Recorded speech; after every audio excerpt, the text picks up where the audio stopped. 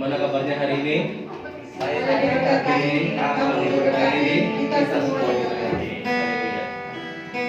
Ya, pagi ini kita sama-sama mau datang kepada Tuhan. Kami mau nyembah Tuhan kami yang hidup, Tuhan kami yang dahsyat, Tuhan kami yang mulia. Bapak yang baik, terima kasih Tuhan untuk pagi ini. Terima kasih untuk kesehatan setiap kami Bapak. Kami mengucap syukur Tuhan bahwasanya Kau Tuhan yang senantiasa menyertai setiap hidup kami Bapak sampai detik ini Tuhan. Kami tahu Tuhan kami ada semua karena kasih karunia-Mu Bapak. Terima kasih Tuhan Yesus. Biar hadirat-Mu Tuhan pada pagi ini Tuhan yang melingkupi kami Tuhan, memenuhi hidup kami Tuhan, sehingga kami Tuhan mengalami perjumpaan dengan Engkau. Kami mengenal Engkau lebih lagi Tuhan dalam setiap kehidupan Bapak. Biar segala pujian penyembahan Tuhan kami naikkan hadirat-Mu Bapak. Dengan penuh sukacita dan ucapan syukur kami Bapak. Kami mau datang menyembah-Mu Tuhan. Haleluya.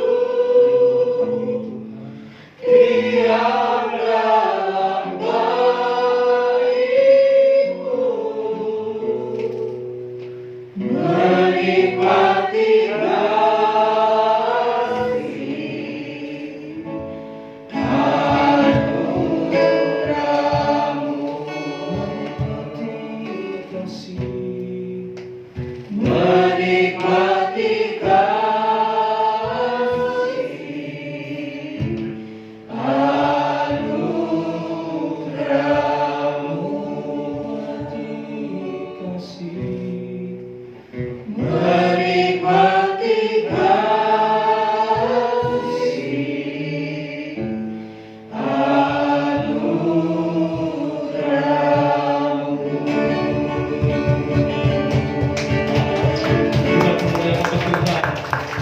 Oh Tuhan, kami bersyukur dengan kasih Tuhan. Kami sungguh menikmati Tuhan setiap program-Mu. Kami menikmati setiap kebaikan-Mu. Kami mengucap syukur Tuhan. Ya Tuhan, kami sambut Tuhan dengan sukacita kami Tuhan, dengan kekuatan kami Tuhan, dengan apa yang ada pada kami Tuhan. Kami mau bersukacita, kami memuji-muji Engkau, kami bersorak-sorak Engkau, karena Kau Tuhan yang hidup di dalam nama Yesus. Terima kasih Bapak, terima kasih. Haleluya. Amin. Amin. Haleluya. Haleluya. Ya, kita sama-sama memuji Tuhan. Kalau satu-satunya Dia dan Tuhan kami Tuhan, kalau sumber Tuhan dari segala-galanya Bapak.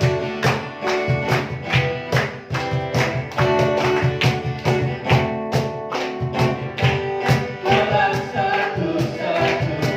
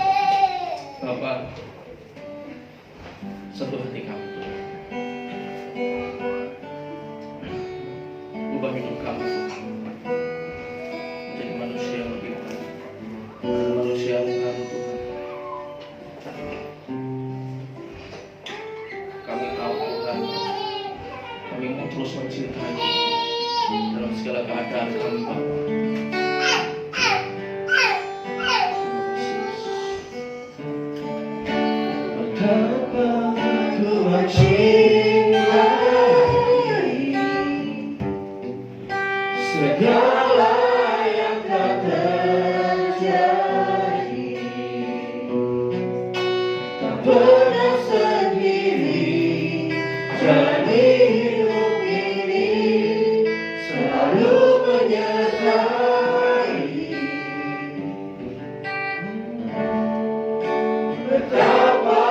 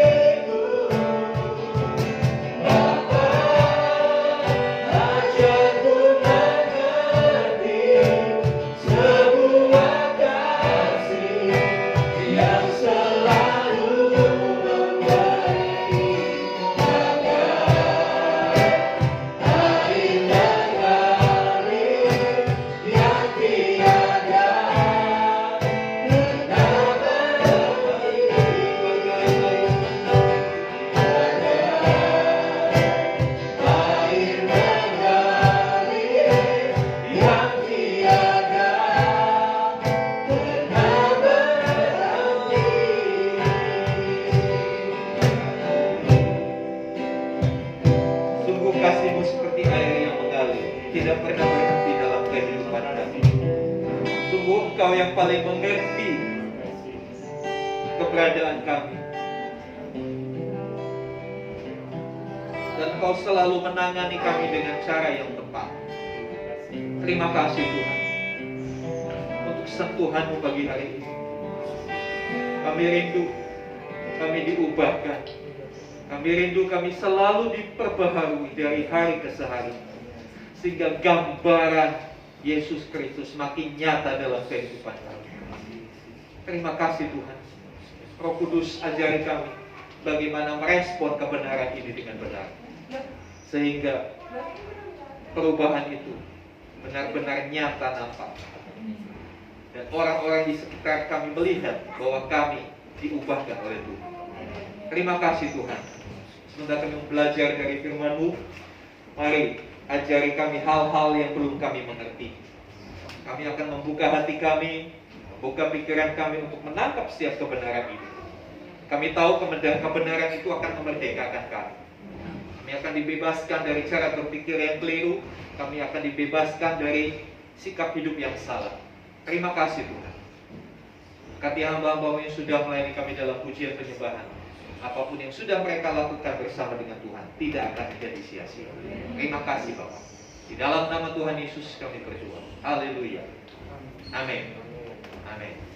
Shalom Bapak Ibu.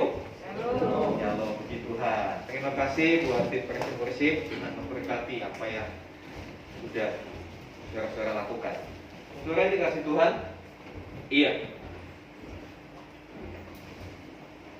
Tanggal 1 Imlek. Iya. Beberapa di antara kita sudah siap-siap merayakan ini. Iya. Pertanyaannya, bolehkah orang Kristen merayakan Imlek? Iya. Boleh nggak? Kalau boleh, mengapa? Kalau nggak bolehnya bagaimana? Ini yang harus saya rindu. Ini memang spesial, minggu spesial dalam menyambut Imlek supaya kita punya pemahaman, nggak cuma ikut-ikutan. Ya, kalau Anda ikut Imlek nggak apa-apa. Cuma jangan sekedar ikut-ikutan, tahu apa yang dirayakan itu. Karena hari-hari ini orang gampang sekali ngikut. Ada apa ikut, ada apa ikut, tanpa dia ngerti yang diikuti itu apa dan bagaimana. Ya, jangan dikasih Tuhan, boleh ke orang Kristen merayakan Imlek. Kita lihat Imlek dulu apa sih? Imlek atau Tahun Baru Cina, next. Ya, Imlek adalah perayaan bangsa Cina, ya, dalam menyambut datangnya musim semi.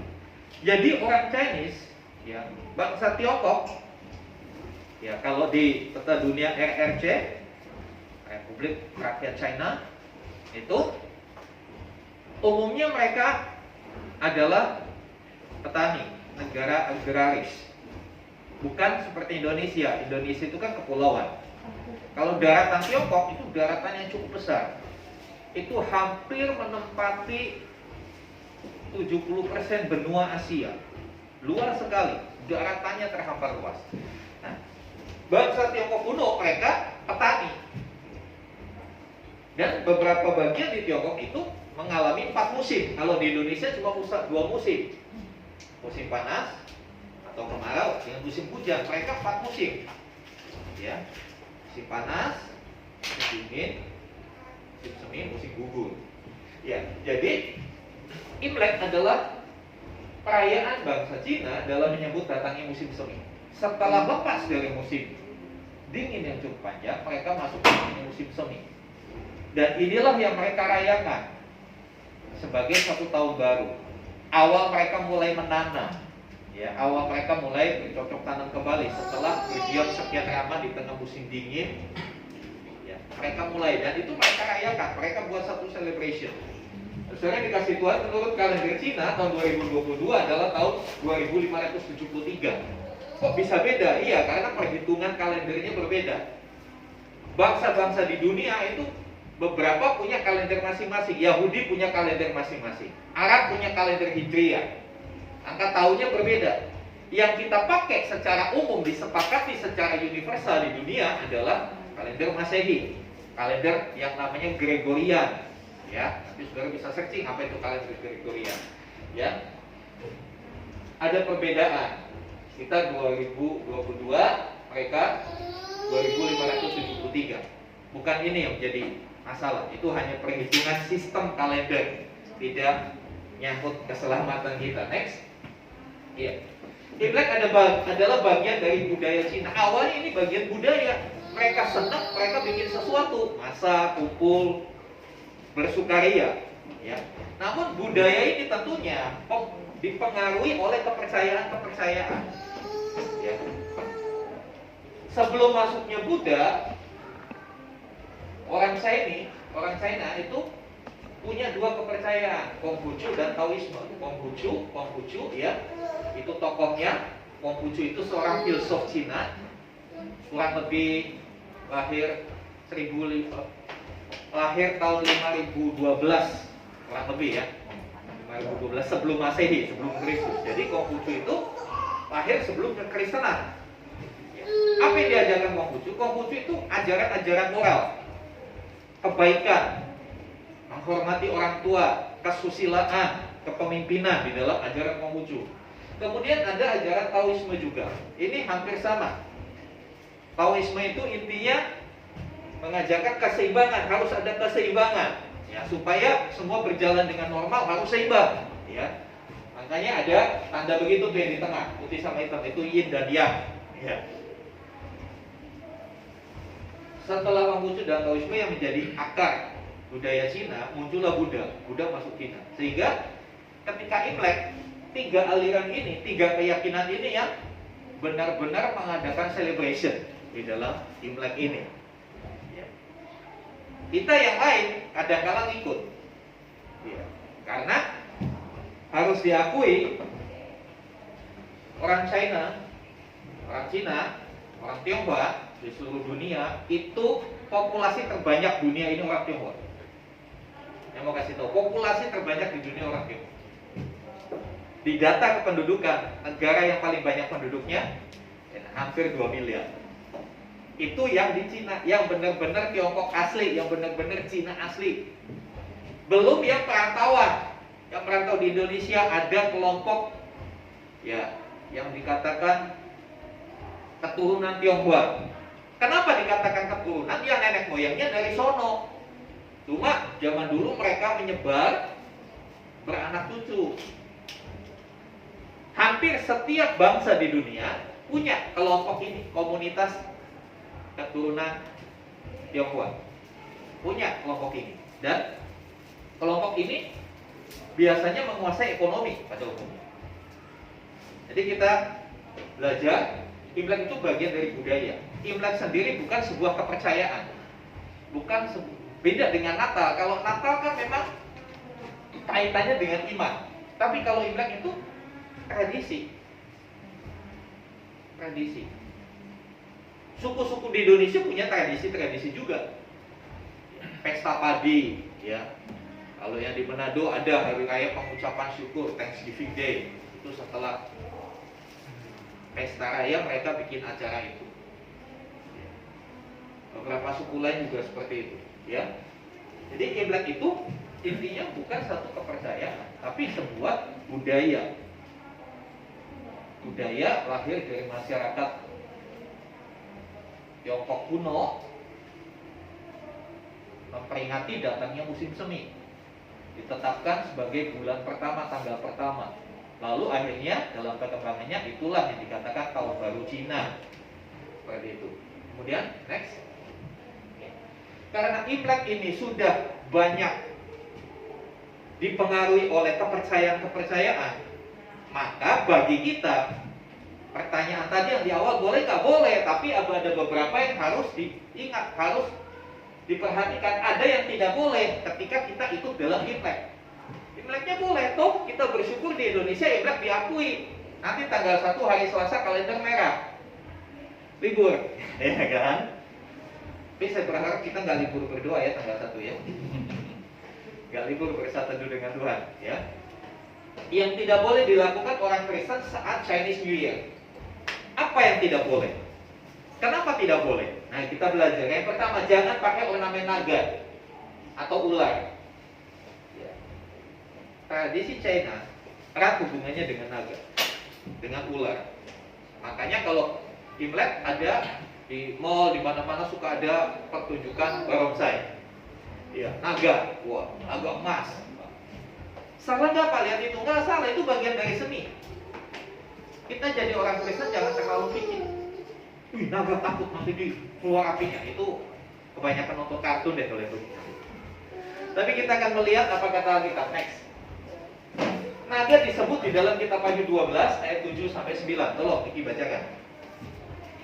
Wahyu 12 ayat 7 sampai 9.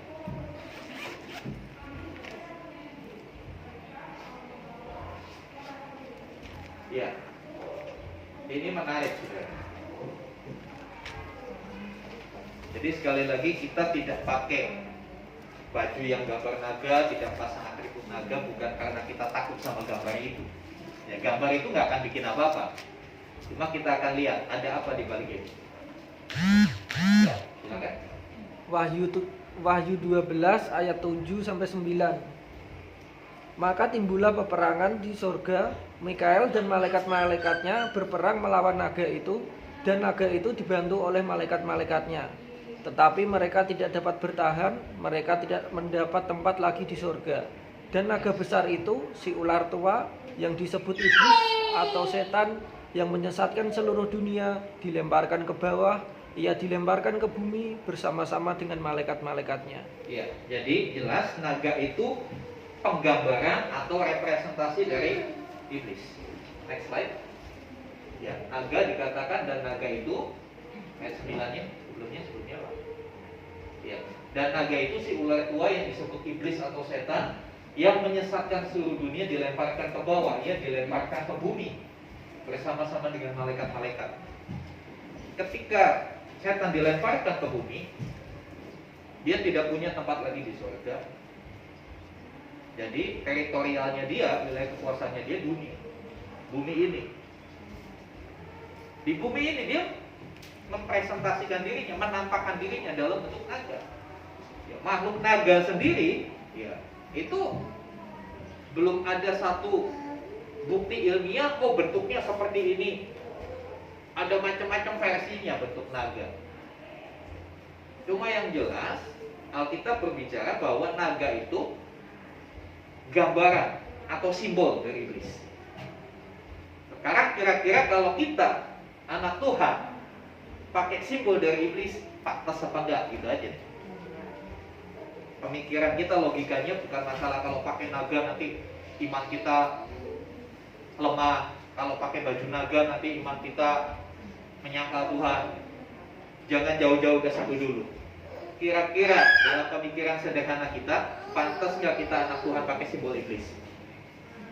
Ya kan? Kita negara Pancasila. Berani nggak saudara jalan-jalan pakai simbol PKI? Bagaimana saudara? Saudara bukan PKI, tapi saudara pakai baju PKI. Mungkin baju yang lain pada basah karena hujan. Yang kering cuma baju yang ada gambar Palu Arit, simbolnya PKI. Berani nggak Anda pakai? Itu namanya cari perkara, betul kan? Walaupun gak ada kaitannya gambar itu dengan kepercayaan saudara, tapi setidaknya itu sesuatu yang dikatakan tidak patut. Amin. Bisa paham ya? Kenapa kekristenan menolak simbol naga? Ya karena kita tidak patut. Ngapain pakai simbolnya iblis? Kita sudah punya simbol salib. Walaupun orang yang pakai salib belum tentu hidupnya menyalibkan daging, ya kan? Banyak orang pakai salib tapi hidupnya belum tentu menyalibkan daging. Banyak orang bahkan tato. Beberapa waktu yang lalu saya ketemu dengan satu komunitas, wah, di tangannya tato salib, di sini tato salib. Wah, tapi kata-katanya kasar, perilakunya nggak baik. Simbol itu menggambarkan satu identitas, tapi simbol itu tidak mempresentasikan perilaku atau jati diri orang itu. Jadi sekali lagi, yang tidak boleh dalam kita ikutan Imlek, jangan pakai atribut naga. Oke, selanjutnya, yang tidak boleh adalah jangan berdoa di kuburan dan kuil kepada leluhur yang sudah mati. Saya mau kasih penjelasan di sini begini. Berdoa di kuburan boleh nggak? Boleh. Orang saya pernah bikin persekutuan anak jalanan di kuburan. Tapi yang menjadi masalah kepadanya ini, saudara. Berdoa di kuburan kepada. Doa itu ditujukan kepada siapa, itu jadi masalah. Yang tidak boleh itu ditujukannya kepada siapa, ini harus diperhatikan. Doa itu hanya ditujukan kepada Tuhan, bukan kepada leluhur. Nenek kita, kakek kita, koko kita yang sudah meninggal, bukan kepada mereka. Doa kita ditujukan pada Tuhan. Kalau sampai doa di kuburannya nggak apa-apa. Doa di kuburan, komsel di kuburan, boleh. Nanti komsel itu sekali-kali di kuburan, ngapain kan gitu ya. Ya. Selanjutnya kita lihat ayatnya. Yuk, ayat 7 dan 9. Sebagaimana awan lenyap dan melayang hilang, demikian juga orang yang turun ke dalam dunia orang mati tidak akan muncul lagi. Coba periksa di ayat itu surah sama nggak? Sama nggak? Ayub 7 ayat yang ke-9. Kadang-kala kita mengikuti pandangan-pandangan dunia yang mengatakan orang mati bisa mengawal kita, menjaga kita, nenek kita bisa menjaga kita. Ya. Tapi firman Tuhan berkata, sebagaimana awan lenyap dan melayang hilang, demikian juga orang yang turun ke dalam dunia orang mati tidak akan muncul kembali. Orang yang turun ke dalam dunia orang mati, orang yang udah mati, kan begitu. Dikatakan tidak akan muncul lagi.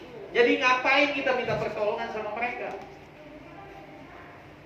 Ini pemahaman yang harus kita ngerti dengan jelas, supaya kita nggak ikut-ikutan. Kelihatannya baik, ya.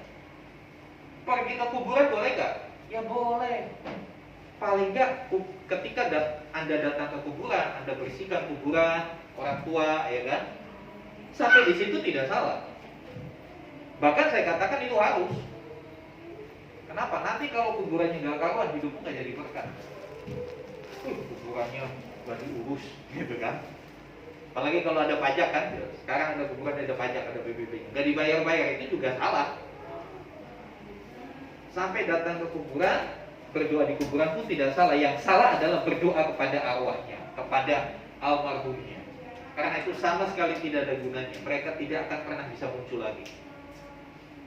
Ingat, waktu Tuhan Yesus kasih perumpamaan, ya, Lazarus dan orang kaya, ketika mereka mati, orang kaya masuk neraka, tersiksa, dia minta tolong supaya balik lagi. Tujuannya baik, supaya kasih tahu saudara-saudaranya supaya bertobat. Gak bisa. Gak bisa. Sudah selesai. Itu finish kalau sudah meninggal. Sudah dikasih Tuhan. Esensinya kita pergi ke kuburan bukan untuk meminta sesuatu kepada yang dikubur di situ. Itu sama dengan memanggil arwah kalau seperti itu. Tapi kita datang ke kuburan untuk apa? Yang pertama untuk mengenang. Mengenang setiap kebaikan, setiap teladan hidup dari orang tua kita. Bagus. Teladan yang baik kita harus kenang, ajaran-ajaran yang positif yang sesuai firman Tuhan kita harus ingat. Kita menjadi terinspirasi, oh orang tua saya itu orang tua yang gigih. Mungkin satu orang tua hebat ya, dia bisa membesarkan 20 anak gitu kan. Tapi 20 anak belum tentu bisa merawat 2 orang tua. Itu bisa menjadi satu yang berguna buat kehidupan kita. Tapi kalau kita datang, kita berdoa, useless, tidak ada guna sama sekali. Karena orang yang sudah mati tidak akan muncul kembali. Selanjutnya apa yang nggak boleh? Ya, yang tidak boleh dilakukan nyembah patung atau gambar berhala. Nyembah patung, ada patung. Ya, biasanya karena Imlek ini dikaitkan dengan banyak dipengaruhi dengan Konghucu, Taoisme dan Buddha, biasanya patung-patung dari 3 keyakinan itu dipasang lalu dibikin sebuah ritual penyembahan. Imlek boleh ketika itu hanya sekedar tradisi, hanya sekedar kegembiraan menyambut tahun baru. Tapi Imlek menjadi salah, tidak boleh dilakukan ketika sudah dikaitkan dengan aspek-aspek penyembahan. Ketika sudah dikaitkan kepada satu bentuk penyembahan dari kepercayaan lain. Selanjutnya, next ayatnya, Keluaran 20 3-5 jelas sekali di sana kan, jangan ada padamu Allah lain di hadapanku.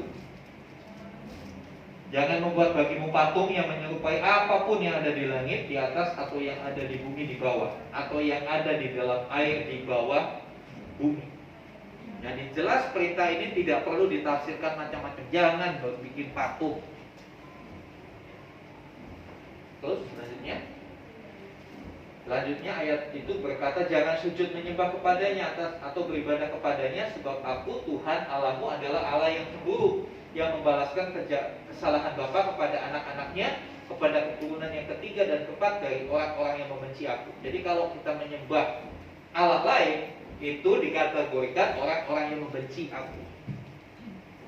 Sekali lagi, membuat patung dalam konteks patung itu mempresentasikan yang maha kuasa, mempresentasikan Allah. Lalu, wah kalau gitu nggak boleh dong, itu ada patung Bung Karno, ada patung ini. Itu urusannya lain. Itu sebagai monumen mengenang perjuangan para pahlawan.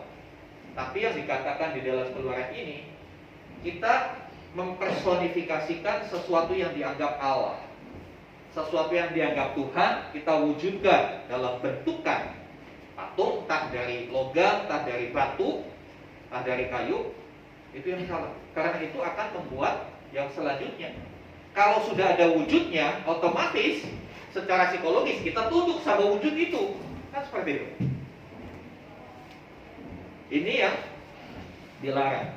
Jadi di dalam perayaan Imlek, ketika saudara menghadiri Imlek bersama kerabat, handai tolan, kalau sudah mengarah ke sini, gak usah ikut. Selanjutnya, yang tidak boleh lagi, jangan mempercayai tahyul sio. Biasanya kalau sudah mau Imlek, berbagai ramalan itu muncul. Tahun 2573 adalah tahun macan air. Betul ya? Nggak tahu ya. Tahu macan air. Macan itu jadi dalam budaya Konghucu, menurut percayaan Konghucu, tahun-tahun itu disusun urutannya. Ini ada tahun macan, tahun tikus, tahun monyet, tahun ini. Tahun lalu lembu tanah. Ya. Artinya apa katanya? Katanya mereka, bukan Alkitab, katanya mereka lembu tanah itu bekerja keras. Ya memang tahun lalu dunia bekerja keras melawan COVID. Angka kematian tinggi. Tahun ini masuk yang namanya tahun macan air. Apa itu? Ramalannya mereka berkata macan itu keberanian. Ya, air itu melambangkan kesejukan, hal yang baik. Jadi tahun ini kita harus berani. Akan ada hal-hal yang baik, akan ada perubahan-perubahan. Entahlah itu kata mereka. Ini yang harus kita waspadai. Jangan percaya dengan hal-hal seperti itu. Orang yang lahir tahun nanti tanggal 2 Februari, kalau ada yang lahirkan tanggal 2 Februari, anaknya dibilang sio macan.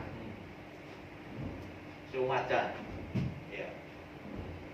Terus macannya macan apa? Mereka membagi itu menjadi 12 binatang-binatang dengan sifat-sifatnya. Kemudian dikait-kaitkan. Kemudian selain itu ada 5 elemen juga.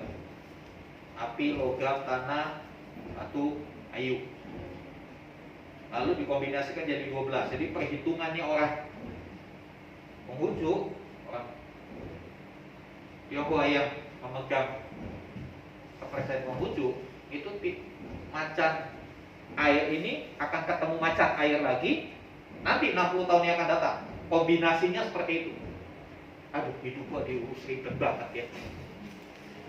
Saya kan dikasih Tuhan, kita nggak perlu percaya seperti ini. Mau macan kayak, mau kucing kayak, mau apa, nggak usah dipusingkan. Yang orang punya sio katanya. Sio itu lahirnya tahun apa? Tahun macan kah? Tahun naga kah? Tahun apa? Katanya. Yang paling top tradisi orang Cina, kalau laki-laki itu sionya naga. Wah, ini pasti pahlawan, hebat. Wah. Ya kalau mau jadi orang hebat ya belajar yang rajin, walaupun kamu sionaga, tapi kalau malas-malasan ya kapan mau jadi hebatnya kan seperti itu. Itu ilmu cocokmologi, dicocok-cocokkan. Karakter hewan dicocok-cocokkan dengan manusia. Ayatnya di mana? Kita lihat apa kata firman Tuhan. 1 Timotius 4 ayat 7. 1 Timotius 4 ayat yang ke-7. Ya, langsung saja dibaca di sini. Tetapi jauhilah tahayul dan dongeng nenek-nenek tua. Jauhilah tahayul, itu semua itu tahayul. Sesuatu yang dipercayai tapi tidak ada buktinya, tidak ada dasar ilmiahnya untuk mempercayai hal itu. Dan kalau kita melihat Yosua itu bukunya mana tentang Yosua? Gak ada kitab sucinya, ya kan?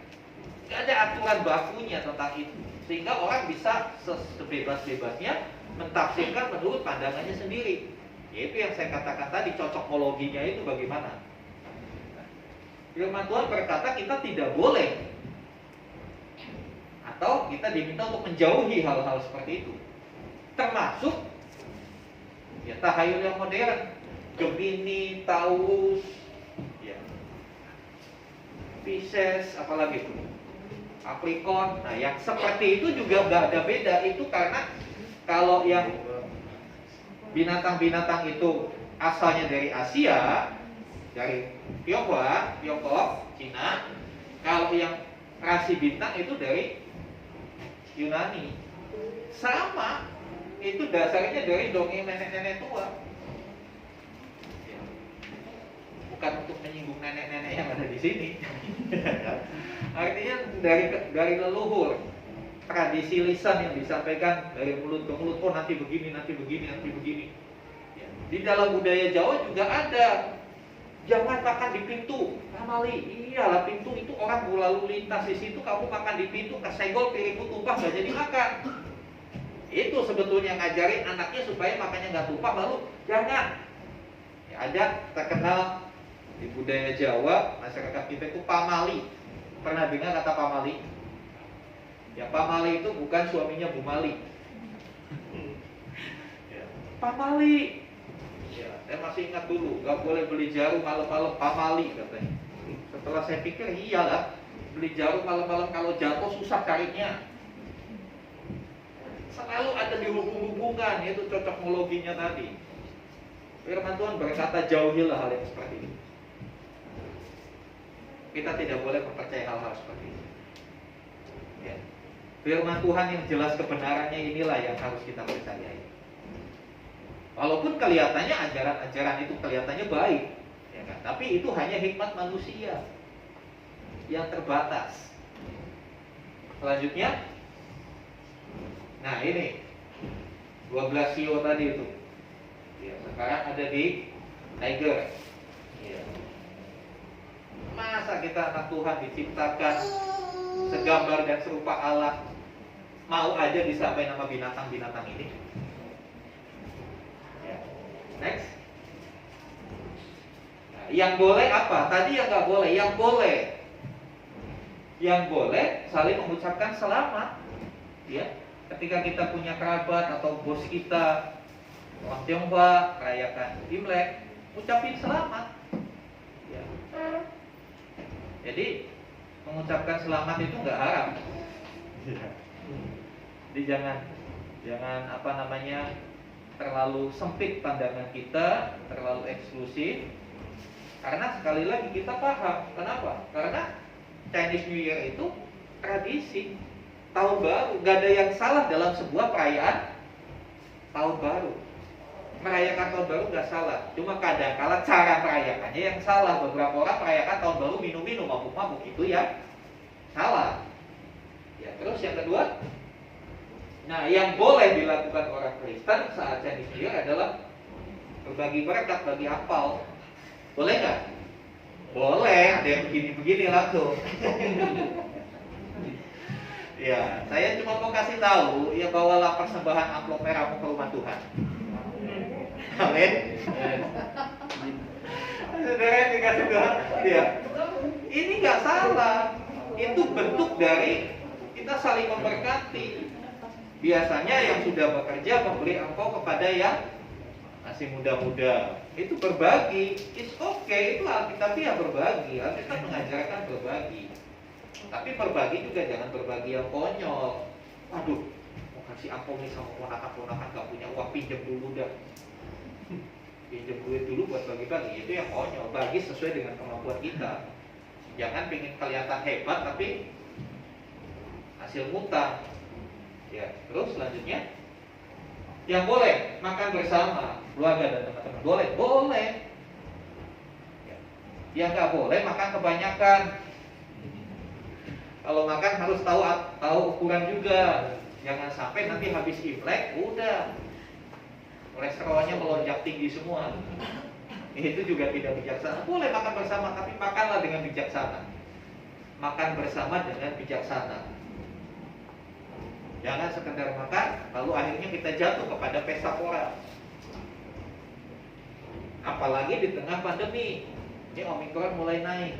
Walaupun gejala ringan, tapi saya mau katakan, kalau kena COVID atau varian Omikron, nggak enak. Tetap yang namanya sakit itu nggak ada yang enak. Jadi waspadalah. Ya. Selanjutnya, yang boleh mengunjungi keluarga, khususnya yang lebih tua, ini boleh. Bahkan bukan hanya pada saat Imlek. Kunjungi keluarga orang yang lebih tua, ya pada saat kita punya kesempatan mengunjungi. Apalagi kalau kondisi mereka tidak baik, kita wajib hukumnya. Bukan hanya pada saat Imlek. Boleh kita menghormati mereka, tunduk kepada orang tua begini bukan berarti kita menyembah, tapi kita bentuk penghormatan. Ya. Selanjutnya, ya, yang boleh juga menghiasi rumah dengan ornamen Chinese New Year, tidak bertentangan. Boleh aja bikin lampion apa, pakai baju. Apa tuh namanya, baju China ya, yang ininya kayak ditekak begitu. Boleh nggak? Boleh, nggak ada yang salah dengan itu. Nggak ada yang salah. Tahu nggak kenapa bajunya orang Cina ini yang tekak begitu? Itu satu peringatan. Ingat kalau makan jangan banyak-banyak. Orang kaki ini kan susah banget ya. Saudara yang dikasih Tuhan. Ya. Ini hal-hal yang harus kita lakukan. Karena apa? Dalam perayaan Imlek itu bisa menjadi satu kesempatan kita menjadi saksi, membangun hubungan yang baik dengan komunitas Tionghoa keturunan, kerabat kita yang mungkin masih belum mengenal kasih karunia Tuhan. Bagaimana ketika kita ada keluarga atau famili atau teman yang merayakan Imlek, mereka dari kepercayaan lain, belum percaya Kristus, lalu kita diajak begitu, enggak, itu dosa, itu haram, nggak boleh, ada naganya, nggak mau saya. Kalau saudara dikasih dodol Cina yang ada gambar naganya, tinggal buang, dimakan, dodolnya nggak apa-apa. Yang dibuang ya gambarnya aja, jangan dodolnya ikut dibuang gitu kan. Jangan menjadi fanatik-fanatik yang konyol. Kita harus memahami semuanya. Justru dengan kita mengucapkan selamat, kita mengunjungi, ya kan, kita ngobrol dengan mereka, itu membuka pintu untuk Injil bisa diberitakan. Tapi kalau kita menutup diri, oh enggak, saya nggak mau imlek-imlekan. Akhirnya orang makin jauh dari berita keselamatan. Dengan kita menjalin hubungan baik, suatu saat dia akan tanya, kok kamu boleh sih orang Kristen imlek? Nah ini kesempatan kita cerita, ya kan?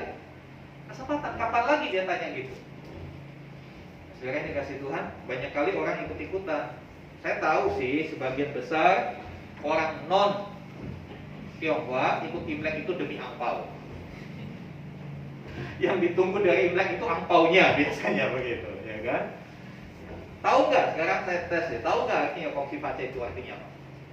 Ada yang tahu? Apa artinya kongsi face? Bukan selamat tahun baru, bukan selamat Imlek atau selamat Sintia, bukan.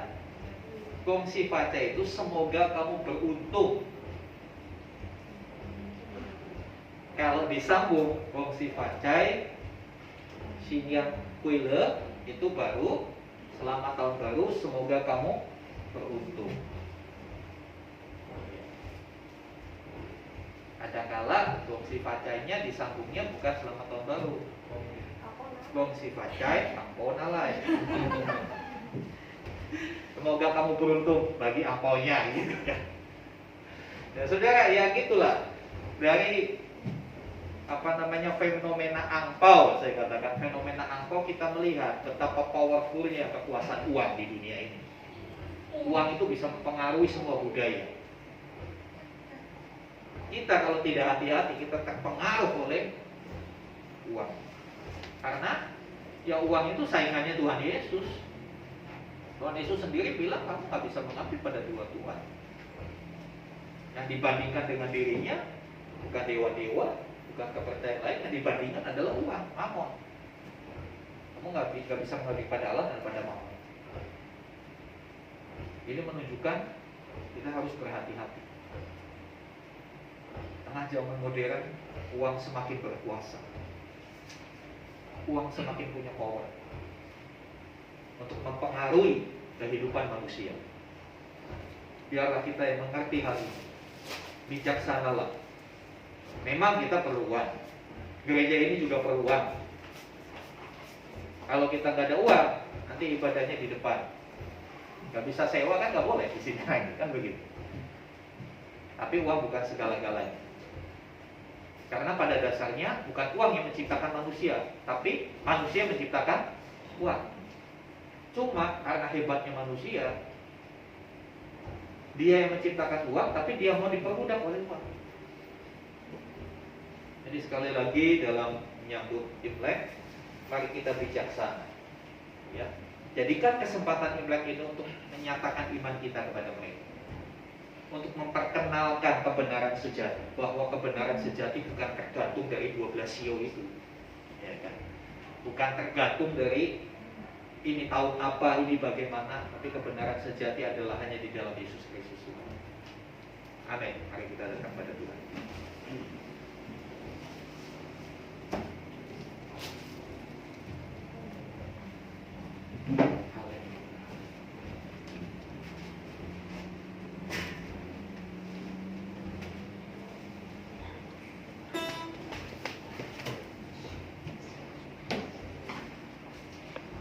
Undang sama-sama kita bagi berdiri. Dengan satu pujian Tuhan untuk mau menyenangkan.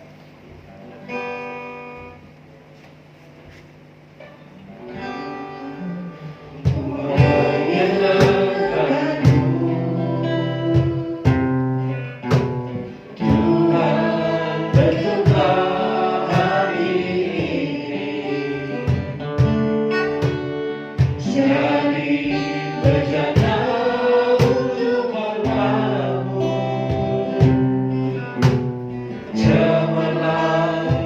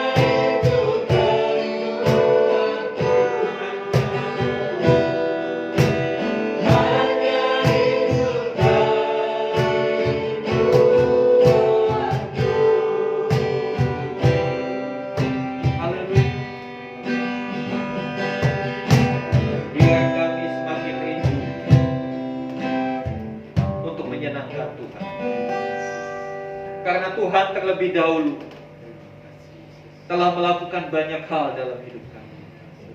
Kau sudah menyelamatkan kami, sudah membawa kami di dalam terang, di dalam kebenaran. Kau sudah memberkati kami, Kau sudah melindungi kami. Ini sudah sepatutnya kalau hidup kami menyenangkan Tuhan. Terima kasih Tuhan. Biarlah di hari-hari menjelang Imlek, kami sebagai anak-anak Tuhan boleh berlaku bijaksana, supaya kami boleh menjadi berkat buat saudara-saudara kami yang merayakan Imlek, tanpa kami harus mengorbankan iman percaya kami. Tapi dengan bijaksana kami boleh menyatakan kasih Kristus kepada mereka semua. Berkati setiap kami Tuhan. Jadikan kami berkat buat orang-orang di sekitar kami. Terima kasih Tuhan. Puji nama. Di dalam nama Yesus kami berdoa. Haleluya. Amin. Terima kasih untuk Pak Wajirawan untuk setiap sharing firman Tuhan. Biarlah setiap kita senantiasa diberkati dan kita terus Tuhan menjadi berkat di mana pun kita berada. Terima kasih untuk setiap persembahan yang sudah persembahkan pada Tuhan, baik persembahan umum maupun persembahan persepuluhan. Kiranya Tuhan yang memberkati Bapak Ibu Saudara. Saudara yang dikasih Tuhan, mohon informasi yang pertama bagi Bapak Ibu yang belum mengisi form data jemaat bisa segera mengisi dan mengembalikan ke Ibu Kepala. Bagi yang belum dapat form bisa minta ke Ibu Kepala setelah ibadah ini. Kemudian yang kedua, untuk tabungan retret seperti yang sudah disampaikan, event Paskah kita akan mengadakan retret keluarga tanggal 15, 16, 17 April. Pasti tempatnya nggak di Delta, tempatnya di suatu tempat, kemungkinan di Lembang. Kami mengurus sedang mencari informasi. Ada beberapa tempat yang sudah kita coba lihat, kita bandingkan budgetnya. Ya, kita akan cari menggunakan prinsip ekonomi. Kita akan cari tempat yang murah, tapi fasilitasnya bisa maksimal. Ya, diharapkan semua jemaat bisa ikut. Untuk itu kita bikin program tabungan. Tabungan boleh tiap minggu, boleh 2 minggu sekali, atau mau tiap hari nabung juga boleh, nggak apa-apa. Nanti tabungan akan dikoordinir oleh Ibu Tresia.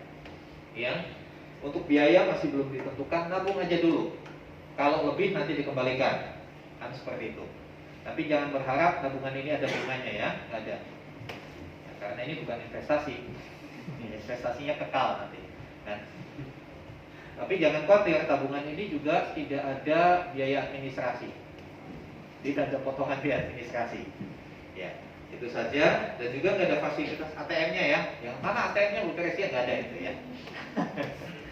Nah, sekarang dikasih Tuhan, tolong kita selain menabung, kita juga mempersiapkan dengan berdoa supaya pada bulan April kondisi COVID sudah kembali normal.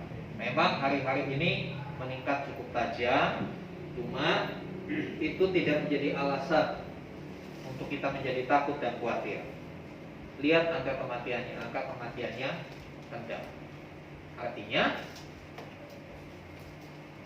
kenaikan kasus yang ada tidak menimbulkan akibat yang fatal. Tapi biar bagaimanapun seperti saya katakan tadi, yang namanya sakit yang gak enak, makanya jangan mau sakit kan seperti itu. Jadi saudara bisa tetap mengikuti protokol kesehatan, bisa tetap berjaga-jaga, waspada, sehingga kita semua tetap dalam keadaan sehat. Kita bisa minta kesehatan dari Tuhan. Tuhan kasih kesehatan, tanggung jawab kita adalah menjaga kesehatan. Amin. Ya, saya kira itu. Kemudian untuk minggu ini komsel area PSB hari Jumat, mari Lipo di gereja. Tempat ini kita selang-seling seperti itu. Sambil kita terus memantau kondisi yang terjadi di lingkungan kita. Saya kira itu yang bisa saya sampaikan. Mari sama-sama kita bangkit berdiri. Hari ini bulan terakhir, minggu terakhir bulan Januari. Dalam bulan Januari kami mencatat ada beberapa jemaat yang berulang tahun. Ya, Pak Kiri itu ulang tahunnya keren. Beliau nggak ada nih, ulang tahunnya keren, dirayakan seluruh dunia. Tanggal 1 Januari. 1 Januari ya. Kemudian anak Perin ya, kemudian Ibu Rizka, dan yang terakhir tanggal 25 Januari Ibu Rini ya. Kita akan masuk dalam doa syafaat. Saya minta dengan hormat Pak Didi pimpin kita dalam doa syafaat. Mari kita berdoa. Segala puji syukur kami naikkan kepada-Mu Bapa. Kami mengucap syukur Tuhan, Engkau sudah sungguh baik bagi kami. Kami boleh menikmati hadirat Tuhan. Dan kami boleh menikmati firman-Mu Tuhan yang sudah mengajar kami Tuhan untuk kami bersikap bagaimana kami menghadapi Imlek ini Tuhan. Kami mengucap syukur Engkau sungguh sangat baik Tuhan, sehingga kami boleh ikut merayakannya Tuhan bersama-sama dengan saudara-saudara kami yang kaum Tionghoa. Tuhan juga menolong kami supaya kami bisa menjangkau mereka Tuhan untuk semakin mengenal Tuhan. Terima kasih Tuhan. Tuhan Pak Pendeta, Tuhan Kau berkati, Tuhan menolong, berikan kekuatan kesehatan kepada hamba-Mu Tuhan. Kiranya Tuhan menyertai dimanapun beliau Kau utus Tuhan. Kiranya Tuhan menjadi berkat bagi banyak orang Tuhan, sehingga banyak jiwa-jiwa yang diselamatkan. Berkati keluarganya Tuhan, berkati istrinya, berkati anak-anaknya Tuhan. Kau tolong mereka Tuhan, apa yang menjadi keperluan mereka Tuhan. Terima kasih Tuhan. Kami ucap syukur buat Bapak Pendeta kami Tuhan. Tuhan, kami berdoa Tuhan untuk bangsa dan negara kami. Kami mengucap syukur Kau masih memelihara, melindungi bangsa kami Tuhan.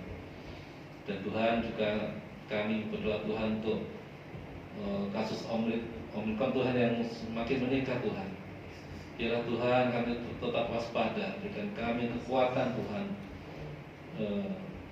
Bahkan juga untuk para petugas kesehatan Tuhan, mereka juga semakin waspada Tuhan.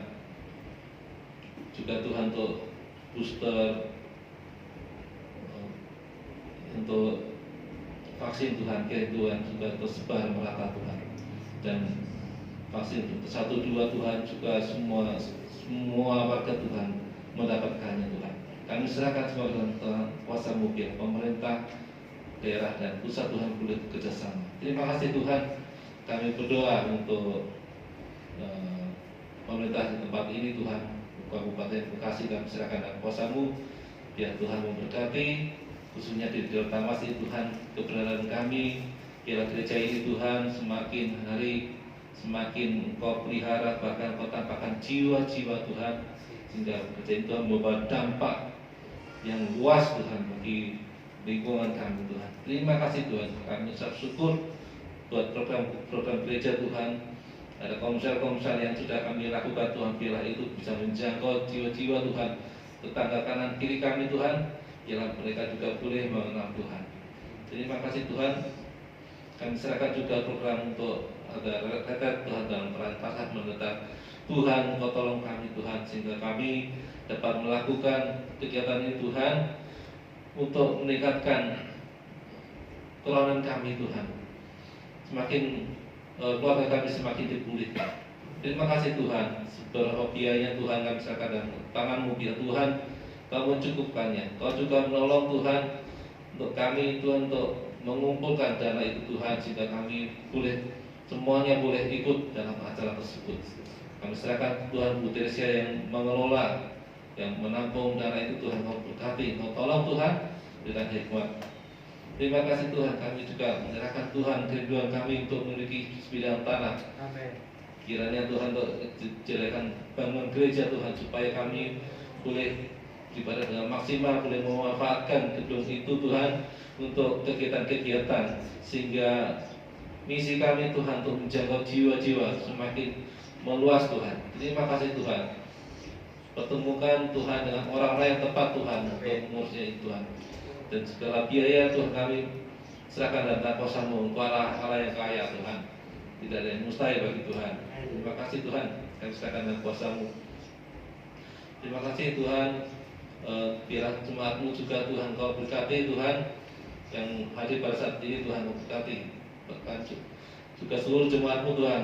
Kiranya Tuhan memberikan kekuatan kesehatan bagi kami semuanya. Terima kasih Tuhan Yesus. Sekali lagi Tuhan, kami serahkan bangsa dan negara kami, para pemimpin bangsa kami serahkan Tuhan, berikan hikmat bagi mereka sehingga mereka Tuhan tetap memimpin bangsa kami Tuhan dan sebaik-baiknya. Bapak Presiden, Wakil Presiden, dan para pejabat lainnya Tuhan berikan kekuatan dan hikmat daripada Tuhan sehingga mereka memimpin dengan takut akan Tuhan. Terima kasih Tuhan, kami akan mengakhiri ibadah kami Tuhan, kami serahkan semua dalam tangan kuasa-Mu. Dalam nama Yesus kami berdoa. Bapak, hamba menyerahkan saudara-saudara kami yang berulang tahun pada bulan Januari. Pak Kiri, anak Ferry, Bu Rizka dan Ibu Rini, kiranya mereka makin diberkati Tuhan. Seiring bertambahnya usia, semakin bertumbuh iman mereka di dalam Tuhan. Semakin hidup mereka memuliakan Tuhan, semakin serupa dengan Kristus. Biarlah terus Tuhan bentuk kehidupan saudara-saudara kami ini makin hari makin menyenangkan hati Tuhan. Apapun yang dipergumulkan, apapun yang dirindukan, Tuhan yang menjadi jawaban buat kehidupan mereka. Terima kasih Tuhan, terima kasih. Mari Bapak Ibu Saudara, buka hatimu, angkat tanganmu. Demi kemurahan Allah, sekarang terimalah rahmat anugerah dari Allah Bapa di surga. Kasih sayang Tuhan Yesus Kristus, persekutuan pengurapan Roh Kudus, melimpah atas kehidupan setiap kita. Terimalah berkat-berkat jasmani, terlebih lagi berkat rohani.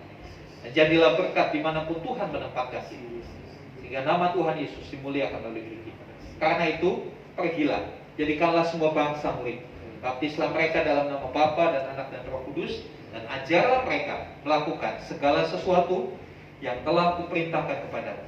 Dan ketahuilah aku menyertai kamu senantiasa sampai kepada akhir zaman. Demikianlah Tuhan Yesus akan datang kali yang kedua, menjemput kita semua, membawa kita masuk dalam kebahagiaan kekal, supaya di mana Tuhan Yesus berada, di situ pun kita berada. Terima kasih Tuhan. Di dalam nama Tuhan Yesus kami berdoa. Haleluya, haleluya. Amin. Kiranya